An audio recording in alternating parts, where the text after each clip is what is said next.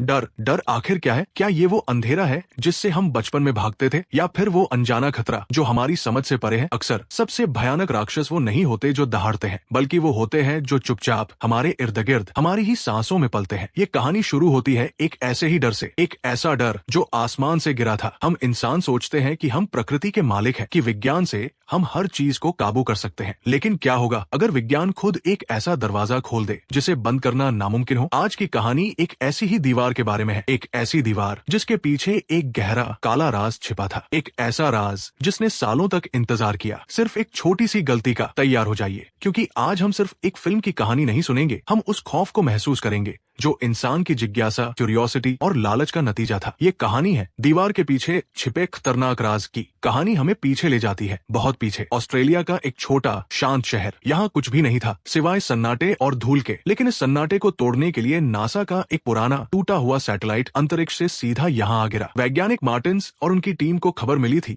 कि यहाँ एक अजीब खतरनाक फंगस कवक देखा गया है। जब वो वहाँ पहुँचे तो शहर खाली था। 14 घर, 12 गाड़ियाँ, लेकिन एक भी इंसान नहीं। सब गायब। कहाँ गए वो लोग? मार्टिन्स ने जब जांच की तो उसे एक टैंक मिला। लोकल लोगों ने उसे साफ करने की कोशिश की थी, एक घरेलू नुस्खे से, आलू और साबुन के घोल से। उन्हें क्या पता था कि उनकी यही कोशिश इस फंगस के लिए दावत बन जाएगी। फंगस जिसे सिर्फ थोड़ा सा पानी चाहिए था, वो म्यूटेट हो गया, बदल गया। वो अब और भी ज्यादा जहरीला और भी ज्यादा समझदार हो गया था। और फिर उन्हें वो मिला जिसने उनके खून को जमा दिया। छत पर एक लाश, उसकी छाती फटी हुई थी, सर की हड्डियां टूटी हुई थी। और वो अकेला नहीं था, शहर के सारे लोग अपने ही घरों की छतों पर मरे पड़े थे। सोचिए वो मंजर कितना भयानक रहा होगा। मार्टिन्स ने अंदाजा लगाया कि ये फंगस इंसानों के दिमाग को काबू करता है। वो उन्हें मजबूर करता है छत पर चढ़ने के लिए, इंतजार करने के लिए, जब तक कि उनका शरीर फट न जाए। और जब शरीर फटता है तो फंगस हवा में फैल जाता है। ये कोई साधारण फंगस नहीं था, ये एक शिकारी था जो इंसानों को सिर्फ एक जरिया, होस्ट मानता था। मार्टिन्स को लगा था कि वो बच जाएगी, लेकिन एक छोटी सी गलती, एक छोटा सा फंगस का टुकड़ा उसके जूते पर लगा रह गया और धीरे धीरे वो उसके सूट के अंदर घुस गया। इंसानी कमजोरी और फंगस की ताकत का मुकाबला शुरू हुआ। मार्टिन्स के शरीर में जलन होने लगी, उसे चक्कर आने लगे और फिर उसने अपने ही हेलमेट में हरे रंग की उल्टी कर दी। उसका दिमाग अब उसका नहीं था। फंगस उसे एक ही बात दोहराने के लिए मजबूर कर रहा था, स्प्रेड स्प्रेड, फैलाओ फैलाओ। वो पागल हो चुकी थी। उसने गाड़ी चलाई, अपने ही साथी रॉबर्ट को टक्कर मार दी। वो ट्रिनी से बंदूक छीनने लगी। लेकिन तभी एक पल के लिए, शायद आखिरी बार, मार्टिन्स को होश आया। उस एक पल में मार्टिन्स ने समझ लिया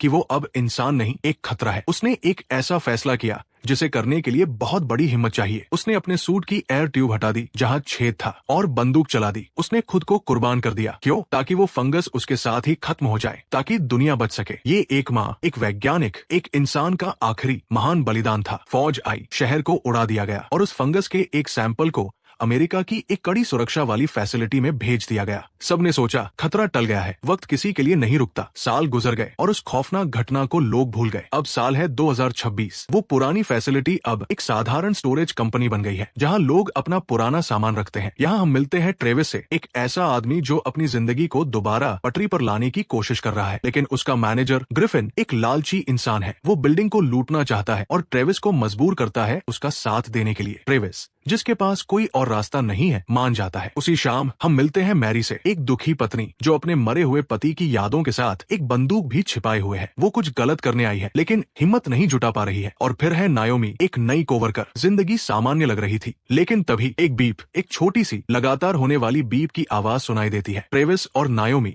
दोनों को नायोमी की जिज्ञासा जाग उठती है। वो देखना चाहती है कि आवाज कहाँ से आ रही है। ट्रेविस डरता है, उसे अपनी नौकरी खोने का डर है, जेल वापस जाने का डर है। लेकिन नायोमी उसे मना ले। क्या उन्हें पता था कि वो बीप कोई तकनीकी खराबी नहीं, बल्कि एक अलार्म था, एक चेतावनी जिसे सालों पहले सेट किया गया था। वो दीवार को तोड़ते हैं और उनके सामने खुलता है एक गुप्त कमरा, एक ऐसा कमरा जहां पुरानी सरकार के राज दफन थे। DTR, defence threat reduction agency का एक पुराना बेस। वो जिज्ञासा के दरवाजे को पार कर चुके थे। अब पीछे मुड़ने का कोई रास्ता नहीं था। वो नीचे उतरते हैं। 500 फीट नीचे अंधेरे में सीढ़ियों का कोई अंत नहीं लग रहा था। नीचे पहुंचकर उन्हें एक दरवाजा मिलता है जिस पर लिखा है DTR एक्सेस ओनली। वो दरवाजा खोलते हैं। अंदर का नजारा किसी नरक से कम नहीं था। एक बड़ा सा चेम्बर जहाँ बर्फ जैसा पानी बह रहा था और एक कोने में चूहे, लेकिन वो साधारण चूहे नहीं थे। वो फंगस से ढके हुए थे। उनकी पूंछें एक दूसरे से उलझी हुई थी। वो एक दूसरे को खा रहे थे, तड़प रहे थे। तभी एक चूहा ट्रेविस पर झपटता है। नायोमी चेम्बर के दरवाजे के शीशे से अंदर देखती है। हर दीवार पर हरा म्यूटेटेड फंगस फैल चुका था। दरवाजा गर्म था। उन्हें समझ आ गया कि कुछ बहुत गलत हो रहा है। वो वहां से भागते हैं, लेकिन खतरा सिर्फ अंदर नहीं था, बाहर। नायोमी का सन की एक्स हस्बैंड माइक अपनी गाड़ी में बैठा है। वो गुस्से में है, हताश है। तभी उसकी नजर एक बिल्ली पर पड़ती है जिसे वो मरा हुआ समझ रहा था, लेकिन बिल्ली जिंदा थी और उसका आधा चेहरा